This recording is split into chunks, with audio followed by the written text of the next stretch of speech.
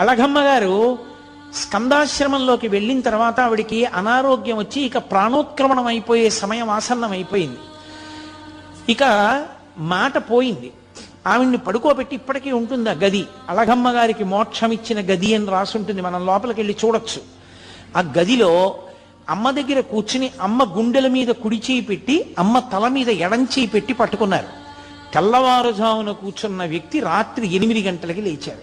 లేచి అమ్మ మోక్షం పొందింది అన్నారు. అందరు ఆశ్చర్యపోయారు, ఏమైందన్నారు.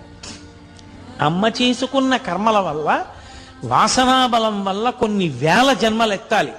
ఆ కొన్ని వేల జన్మల్ని అమ్మతో సూక్ష్మ రూపంలో అనుభవింపచేసేశాను. సూక్ష్మ శరీరంతో అనుభవించేసింది. కర్మలన్నీ నశించిపోయాయి. ఇప్పుడు అమ్మ మళ్ళీ పుట్టడానికి ఏ కర్మలు లేని స్థితిలో తన శరీరాన్ని విడిచిపెట్టేసింది. కాబట్టి అమ్మ సిద్ధి పొందింది. అందుకే అమ్మ చనిపోయింది.